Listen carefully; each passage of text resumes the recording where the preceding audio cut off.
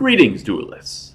This is your host, Kyle from the Fools of Tista group, the paleontologist, the dinosaur guy, even the Goldmeister, if you will.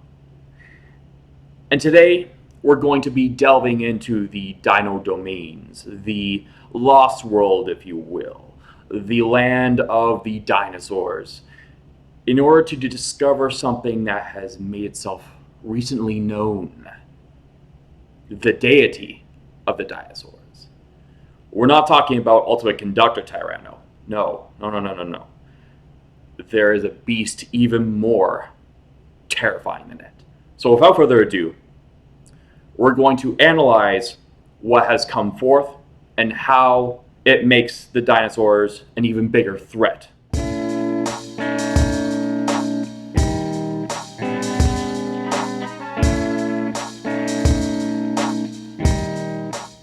Alright guys, now we're in the deck profile portion of the video, in which we're going to be discussing Ryuga dinosaurs.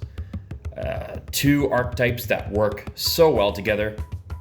The Ryuga giving the dinosaurs a much needed boost in today's format. The Ryugas came out in the recently released Crossover Breakers set. So without further ado, let's get into it. First, we're going to cover the dinosaurs. These are going to be pretty standard ratios across most builds. You have 3 Soul-Eating Oviraptor, 1 Misk because he's limited, 2 Amador and Archosaur, 3 Baby, 2 Petite, 1 Chaetoptera, a Xenometeorus and Frostosaurus, the Pankster, and finally, we have the main dinosaur, the alpha of the pack, Ultimate Conductor Tyranno. These ratios, as I've said, these ratios are pretty standard. You could get away with running just 1 Petite, but the reason I ran with 2 is because there are more ways to pop these 2. So that's why I run him at 2. Plus, I'm building this to go first anyways, so having 2 makes more sense than having just 1. Well, you could run 1 when going second most of the time. So yeah.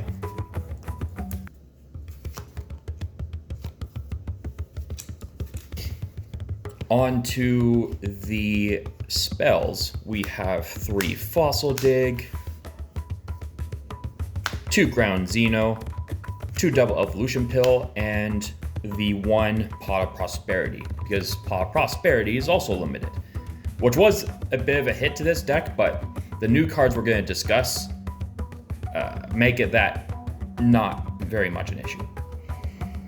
So these are pretty standard, the 2 Ground Xenos, because if you have 3, you can brick with them, so it's not ideal.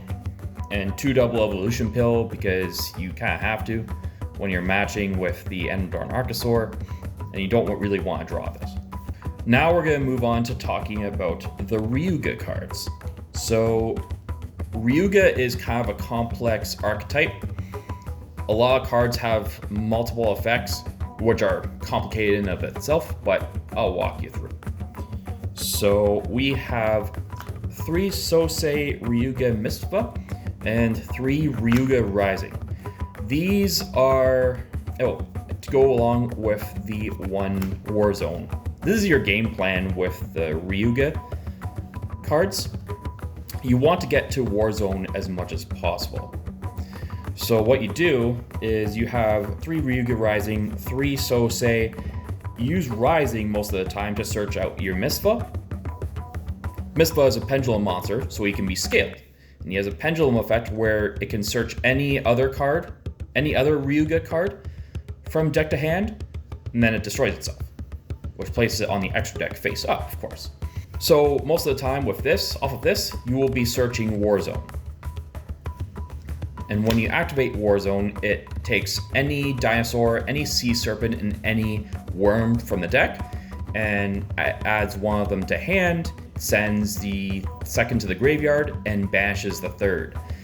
So So Warzone is very good for searching out your missing 2-card combo piece of your dinosaurs, so you can use this to search any of them. Oviraptor, Misk, whatever you're missing. And also, this helps set up your Graveyard and Banishment for its second effect, which, as long as you have Mistfa in your extra deck, you can use it.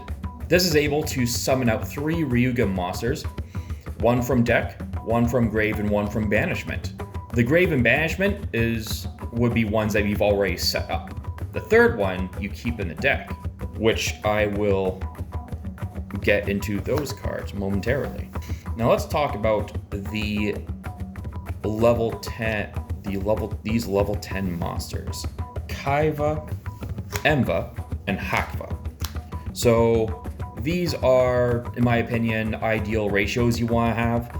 Yes, you're adding a bunch of bricks, but it's important that you have these ratios in mind, because if you only ran one of these two and you happen to draw them, then you can't use Warzone to place them in their respective zones. And of course, you can't really use Warzone's effect because it is a mandatory effect.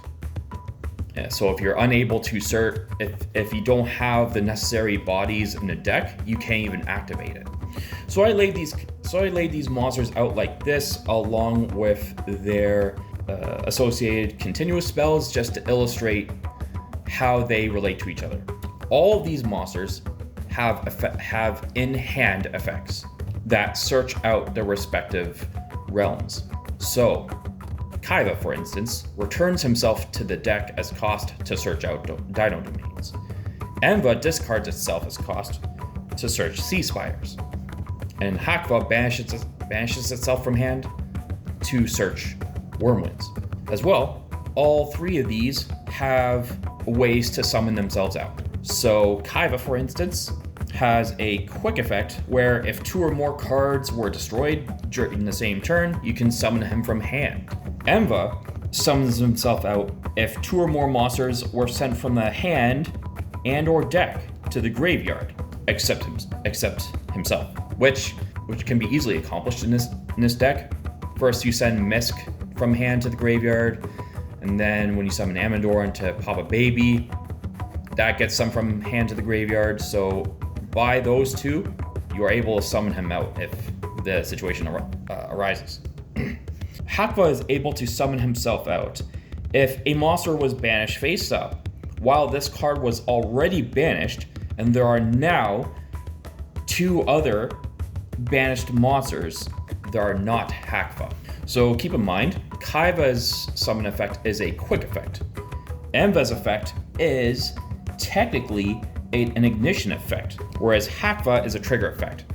So it's interesting how all these have different activation conditions and sort of speeds that they activate in. So now, all 3 of these have on-field effects, which they activate all ignition speed by returning their respective continuous spells to the bottom of the deck.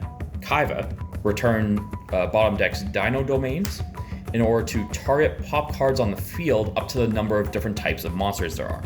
So theoretically, if you had a field full board, 10 monsters, he's able to pop of all different types, he can pop 10 cards, which is really good going second.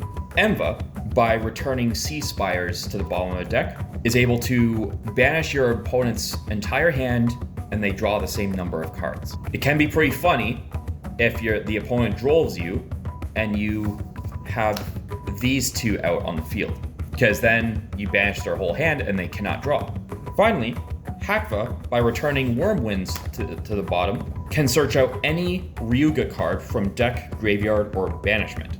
Now let's talk about these continuous spells. All 3 of these continuous spells have passive effects while on field. Dino Domains gives all Ryuga cards 300 attack, which is so huge, right? On top of their already massive 3,000 bodies, and Sosei's 3,500 body, it's kind of like meh. Every little bit helps, I suppose. Sea Spires gives all your Ryuga monsters battle protection, which These don't require battle protection, really.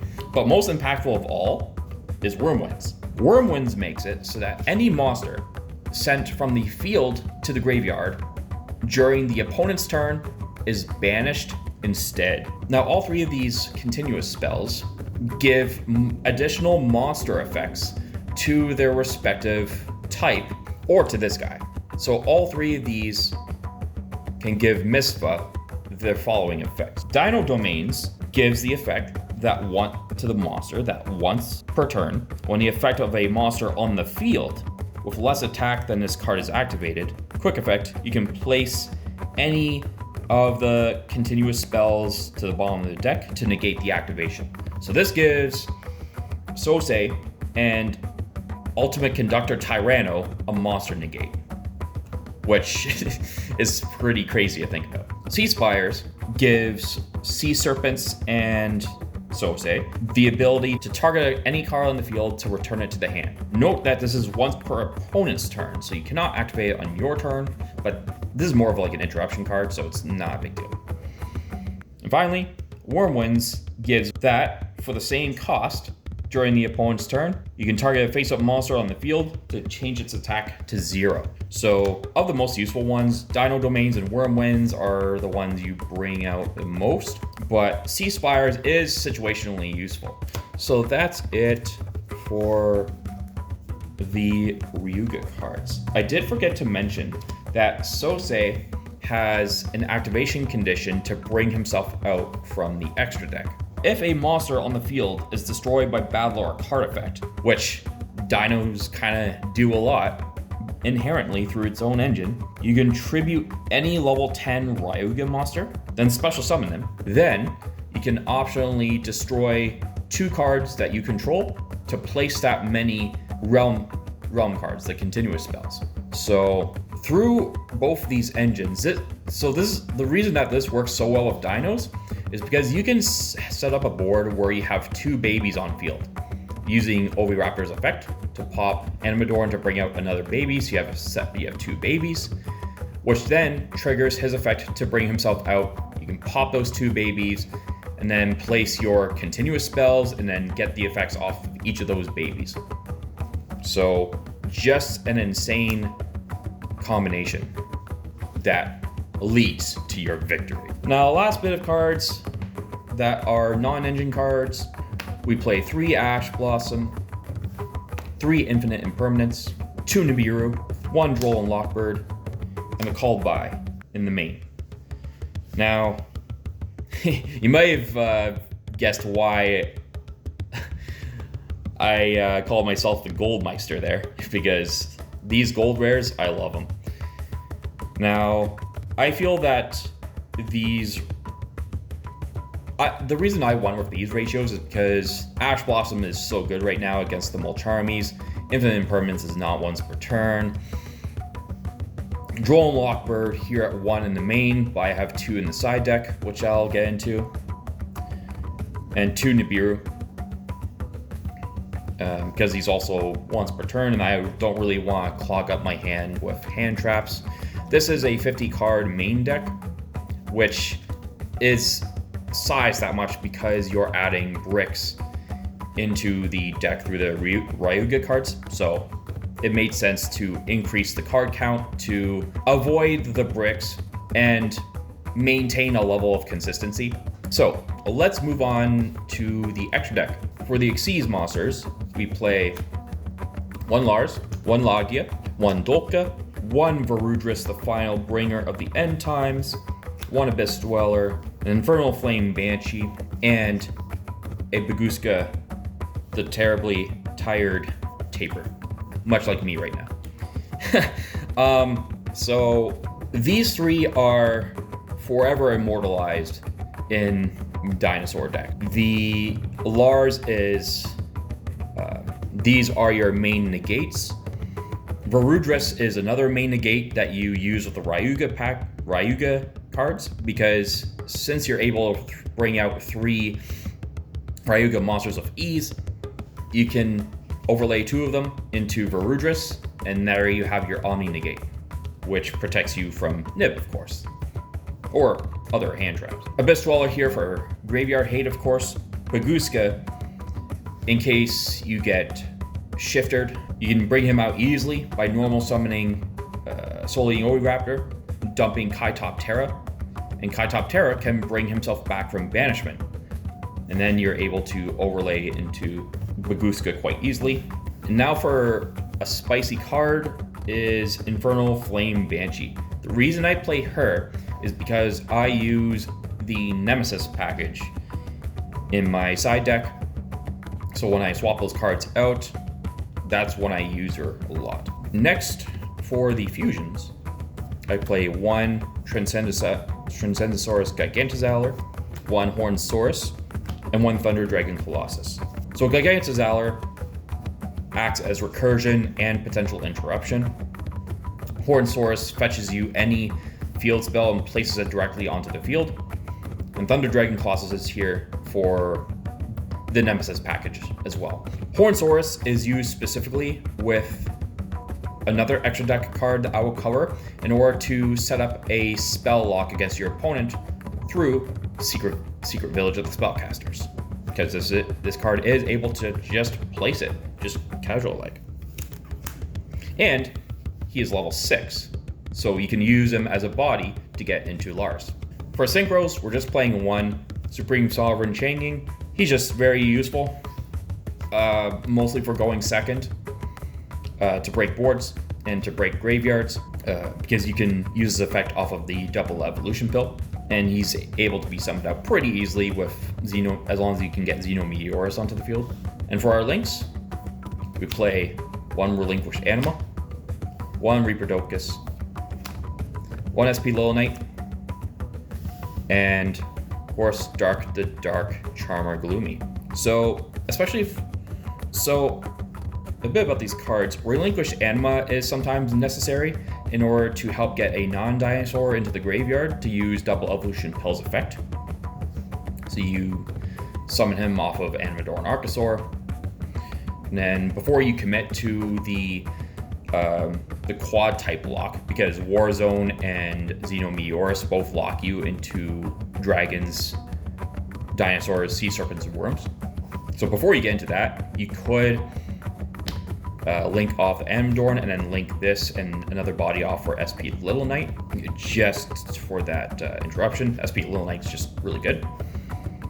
Reaper-Docus is here for the Nemesis package, but also as a way to link off Anima if you are locked, because he is a dinosaur. And then lastly, Dark the Dark Charmer. He's really good for setting up that Secret Village lock. All right, now let's get into the side deck. So as far as standard options goes, most of the cards are board breakers. So I'm running one Raigeki, one Harpies, two Dark Ruler No More, a Change of Heart, and a triple Tactics Thrust. Now in addition to that, run the two other copies of Golden Lockbird, as well as two Artifact Lancia. Now, Lancia is good against Malice right now because it prevents your opponent from banishing anything, which Malice relies on things being banished to get their plays. And Droll is good against Ryziel. So now on to the interesting parts of the extra deck. So, as I mentioned, I run the Secret Village of the Spellcasters package with Polymerization. You might be asking, what searches out Polymerization?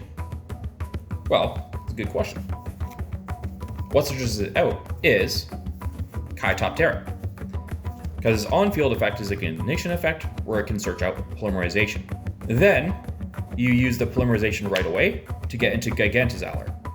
And then eventually during your combos, when you use double evolution pill banishing this, he's able to bring himself back, but then he's also able to bring back the Polymerization from the grave, which you can then use again to bring out Hornsaurus, using him and another dinosaur that you recover from Gigantosaur in order to get you your Secret Village.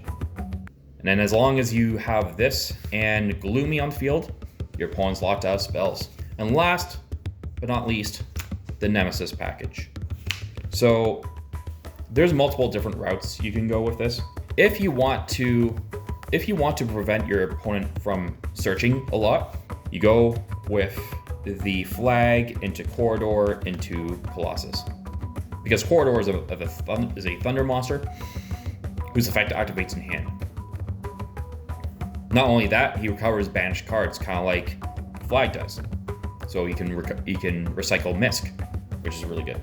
If you want to prevent your opponent from special summoning, which there is also a fair amount in this format, Protos is your guy. You search him out through Flag or with Flag, or you can also search him out through Warzone because he is a worm monster, so he's perfectly searchable. You can search this, banish Kaitop-Terra, to then summon out Kaitop-Terra for to put potentially a rank 4 body on the field, and you have this. And as long as you have him on the field with Reaper-Docus and one of the babies, like him, you can use Reaper-Docus effect, change the attribute to Dark against Malice, for instance. Then Protos can activate its effect to destroy all dark monsters, which will destroy the Petite, triggering Petite's effect, and Protos stays on the field because he cannot be destroyed by card effect. And now your opponent is locked out of summoning dark monsters. So that is a very powerful combination. I built this deck specifically in this way in mind to combat the meta. And that concludes the deck profile. Thank you all so much for watching. If you like the content, please like the video and subscribe to the channel. That would be very much appreciated. Also, this channel is partnered in with the lovely store, Jewel City Games, for all of your Yu-Gi-Oh needs and more, because they have a whole bunch of sets and singles to sell. Yeah, give them a visit. The link to their store is in the description. So, again, thank you very much for watching, and happy holidays.